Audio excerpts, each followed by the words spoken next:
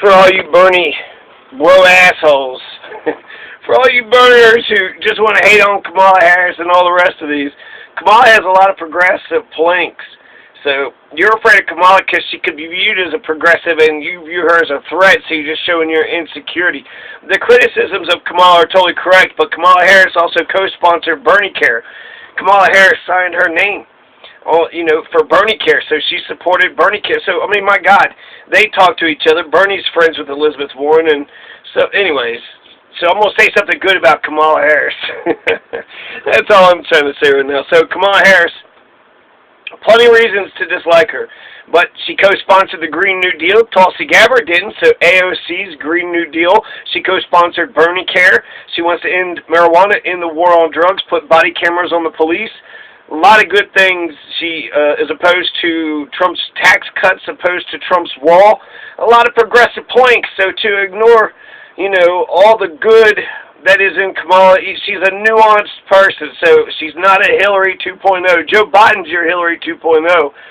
Your Kamala and your Pete's and your Elizabeth Warren, they're not as progressive as Bernie. They're not as charismatic or as good as Bernie, but they are more progressive than most people in America. So just recognize that without Bernie Sanders, I would say that if Bernie wasn't in there, then, I don't know, Kamala would be a decent leader. Anyways,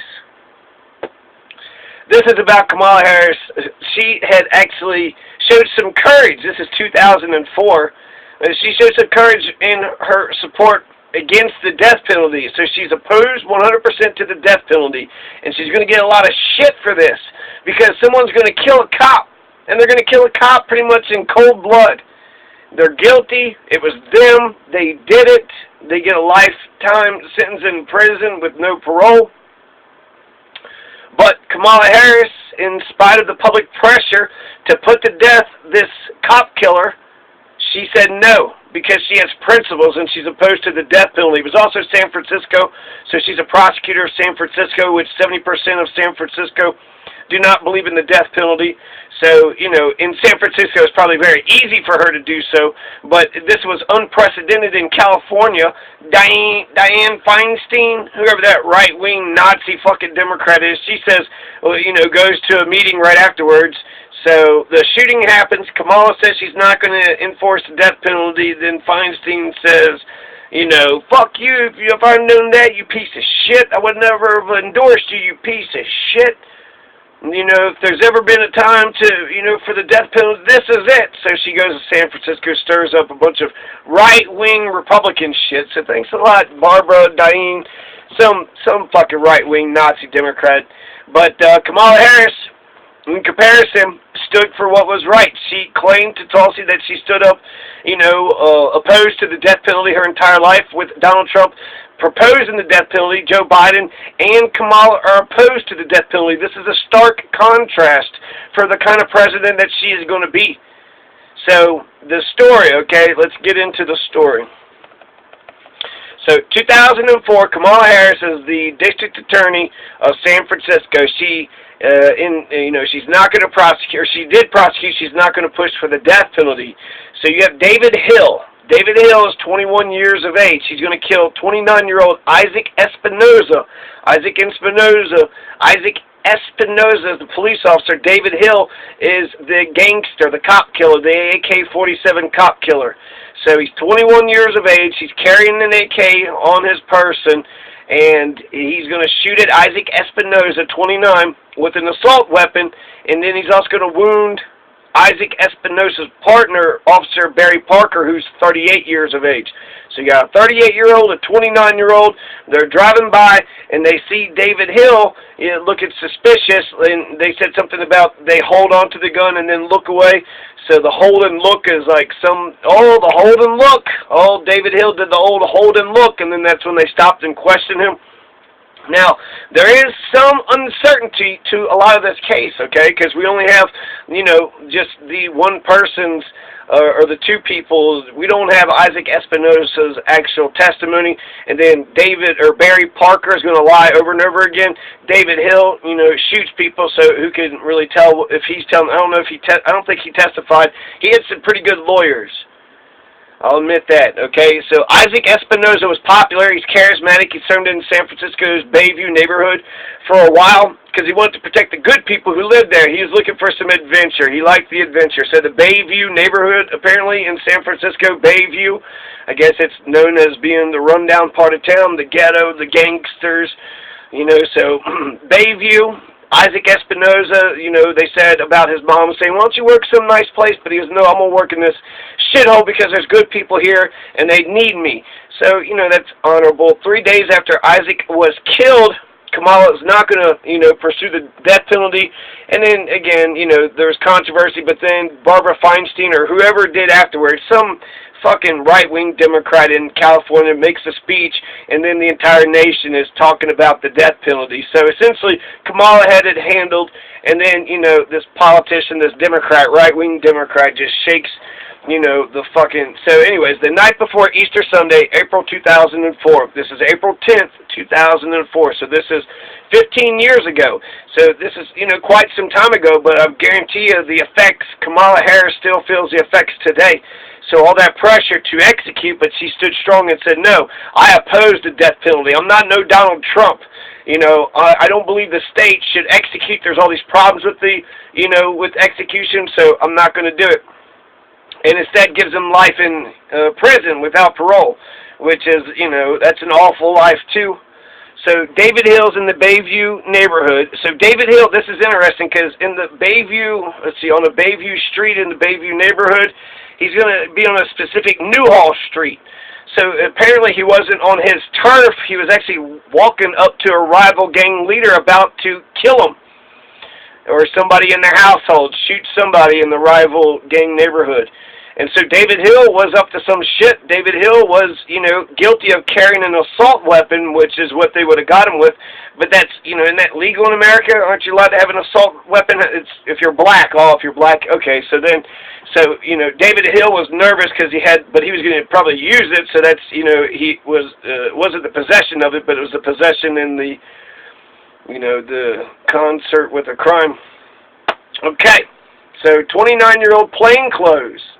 Okay, so Isaac Espinosa is going to be plainclothes, and they're driving just a plain old Crown Vic. So actually, it's hard to tell who these people are. These are just regular white guys. You know, I believe they're white and black. So there's a racial element to this thing too.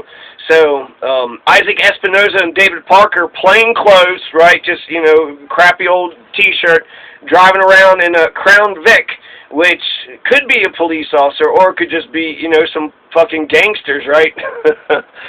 And so Hill's defense, so David Hill's going to say that he actually fired on the plainclothes cops because he didn't know that they're police officers. He thought that, you know, he's got gang rivals who want to kill him, so he thought that, you know, he didn't know who was coming out, who was jumping out of the car to get him. He was just walking, and then they started following him, so he was like, what's going on here? So the jury had thought that David Hill probably knew that it was the cops at the time, but it wasn't premeditated. So it wasn't like he went out that day saying, you know, I'm going to hurt, you know, Isaac Espinosa.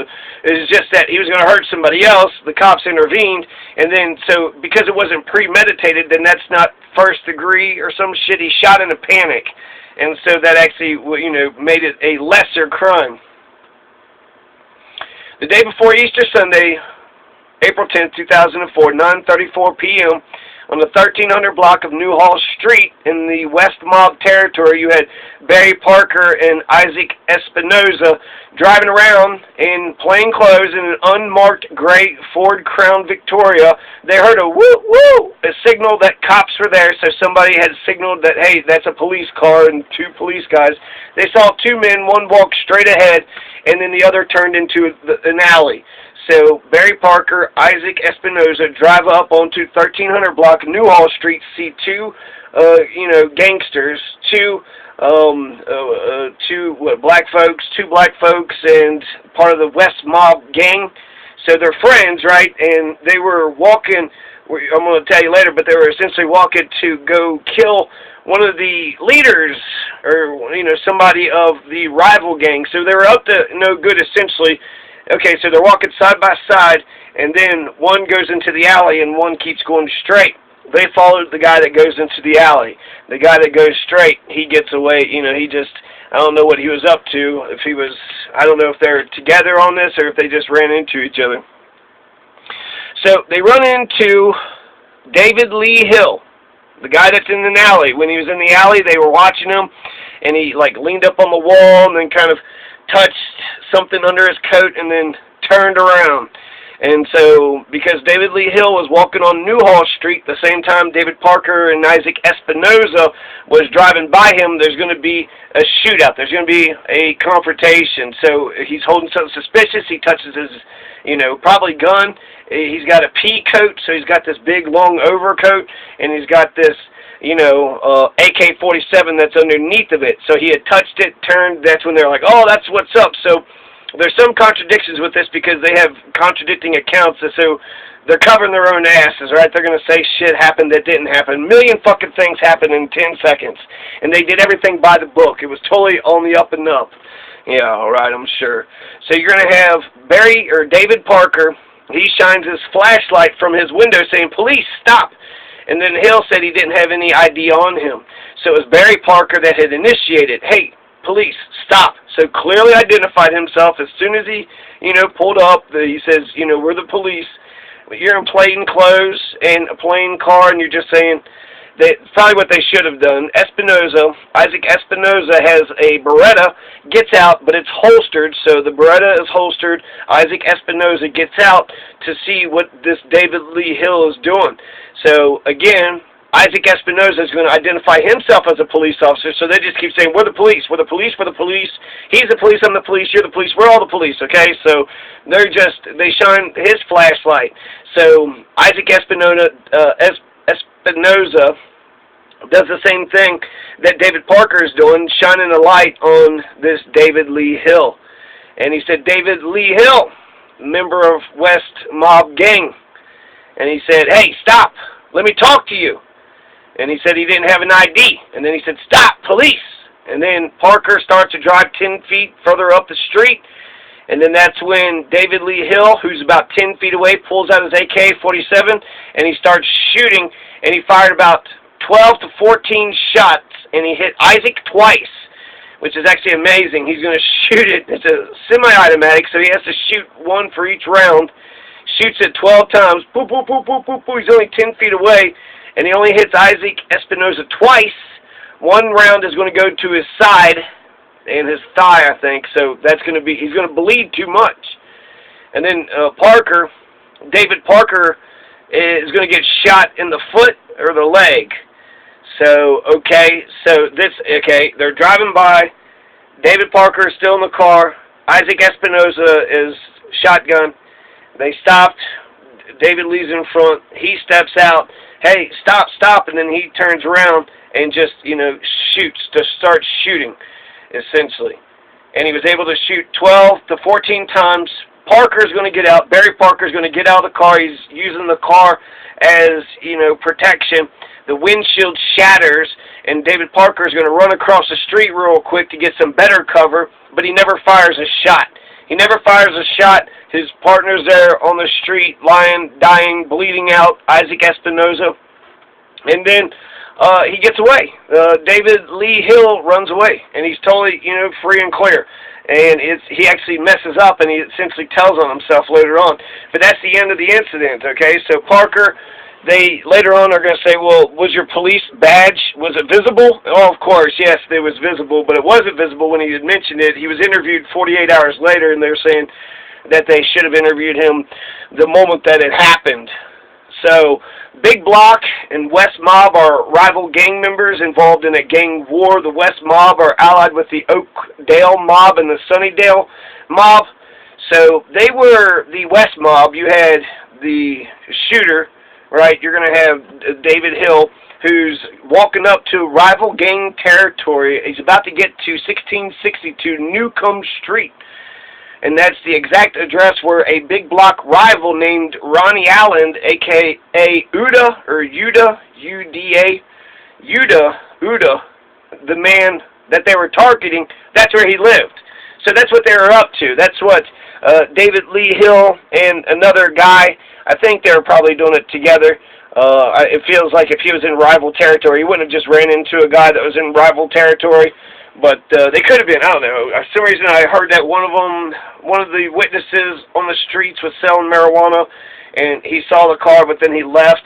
And so I'm not for sure exactly what that other guy was doing.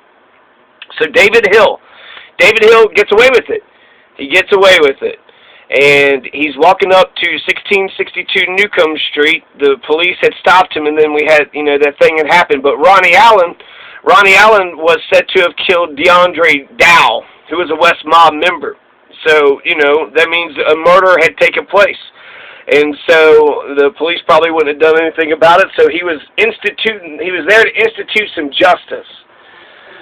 I don't know. It sucks that they have to live in, those kinds of conditions. And how many of them actually have a choice? You have to be a warrior to be able to live in the ghetto and to be able to,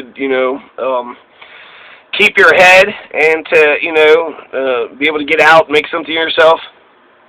70% of San Francisco is opposed to the death penalty. So instead, Kamala pursues life in prison without parole, and then Hill's convicted and he's put in jail. He said he was there to buy marijuana. That's what David Hill. Oh no, I was just around there to buy marijuana, and I had an AK just for my safety, just in case. And he said he didn't know that there were police, and he shot them in self-defense. So this is fantastic. Was he there to buy marijuana? Maybe he wasn't there to go shoot that big block rival, Ronnie Allen.